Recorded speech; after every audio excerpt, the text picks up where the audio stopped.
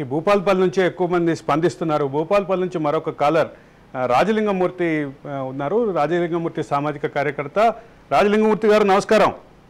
నమస్కారం సార్. నమస్కారం రాజలింగమూర్తి గారు నమస్కారం. నమస్కారం సార్.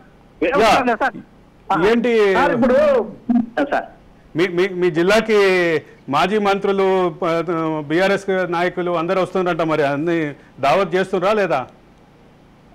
సార్ వాళ్ళు ఏంటంటే వాళ్ళు దింపుడు గాలానికి వచ్చినట్టు సార్.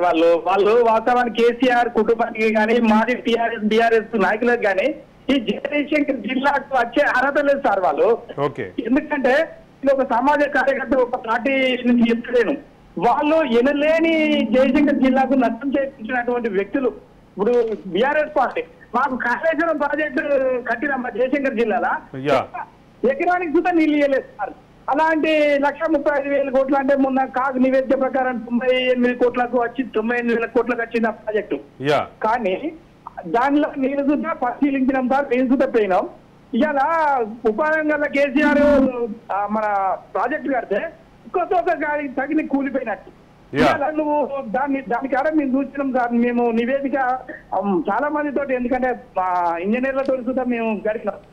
ఇంజనీర్లు అన్నారు, అయ్యా మేము ఇంజనీర్లం కానీ మేము చెప్తే ఆ కేసీఆర్ చూత మా మాట వినలేదు. కేసీఆర్ కట్టుకున్నట్లే కేసీఆర్ ఇప్పుడు ఏమన్నా మేము చెప్తే ఆయన మాటలకి ఇష్టపడ్డాం. ఆయన చేయబట్టి ఆయన మొన్న ఎల్ఎన్టీ వాళ్ళు చూత అన్నారు, మేము కట్టినాం కానీ వాళ్ళ ప్లాన్ డిజైన్ ఇచ్చినట్టు కట్టినాం కానీ దానికి మా బాధ్యత లేదని వాళ్ళు చూత చెప్పింది సార్. కాబట్టి దీనికి పూర్తి బాధ్యత కేసీఆర్ కుటుంబమే వహించాలి. ఎందుకంటే తన అహంకార పూర్తిగా నియంత్ర పూర్తిగా ప్రాజెక్టును తన నిర్మాణం చేయించిండు. ఒక ఇంజనీరింగ్ వ్యవస్థను సిగ్గుపడేలాగా చేసిండు. ఇంత భారతదేశం స్వతంత్రం రాకముందు కాటం ద్వారా ధవళేశ్వరం బ్రిడ్జి కట్టిండు 150 సంవత్సరాల క్రితం. ఇప్పటికి చెక్కు చెదరలేదు. అలాంటి ఈ 3 సంవత్సరాల సుధా దానికి సంబంధించిన ఒక ఎకరానికి సుధా మా జయశంకర్ జిల్లాలో ఇవ్వలేదు. ఇవాళ రాష్ట్రంలో అటర్ బ్లాక్ ప్రాజెక్టు ఈ తెలంగాణలో ఈ మేడిగడ్డ ఇవాళ ఏదో వాళ్ళు ఇవాళ ఎంపీ సీట్లు ఎమ్మెల్యేల సీట్లు ఎంపీలు గెలవాలని ఏదో దిప్పుడుగా రాజకర్తాలు కానీ మా జయశంకర్ జిల్లా ప్రజలు కానీ తెలంగాణ రాష్ట్ర ప్రజలు కానీ ఈ కేటీఆర్ ను కేసీఆర్ కుటుంబాన్ని వీళ్ళని ఎవరు నమ్మరు. వీళ్ళు ఉత్తర కపట నాటకాలు వేసుకొని రావడానికి వస్తున్నారు కానీ తప్ప వాళ్ళు ఎన్ని చేసినా వాళ్ళు ఎన్నెత్తులు చేసినా ఆల్రెడీ నిజాస్త పోకడలు తన సొంత నిర్ణయము మొత్తం రాష్ట్రాన్ని అగోమర గోచరంగా నిరుద్యోగులను చాలా మంది మీద అక్రమ కేసులు పెట్టి జైళ్లకు పంపించడము, వాళ్ళు చేసిన అన్ని ప్రజలకు తెలుసు. ప్రజల్ని ఏదో వాళ్ళు చేద్దామనుకున్నారు కానీ ఎన్ని చేసినా వాళ్లకు ఏ మాత్రం ప్రజలు బీఆర్ఎస్ పట్ల ఉండదు.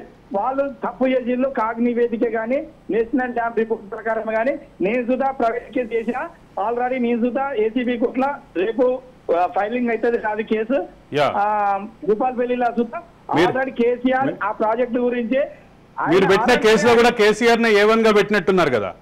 A1 పెట్టినా ఆయన శిక్ష అనుభవించవలసిందే. దానిలో ఆర్ఆర్ ప్యాకేజ్ అంటే ఆయన రెవెన్యూ రికవరీ, ఆయన డబ్బులు ఎంత ఖర్చు పెట్టిండో దాని మీద ఆయన కుటుంబం నుంచి ఆ రెవెన్యూ రికవరీ అయ్యేంత వరకు మేము ఊకోం. ధన్యవాదాలు రాజలింగమూర్తి గారు, మీ అభిప్రాయం తెలియజేసినందుకు ధన్యవాదాలు. మీ పోరాటానికి సంబంధించినటువంటి మరొక అప్డేట్ కూడా ఇచ్చారు మీరు.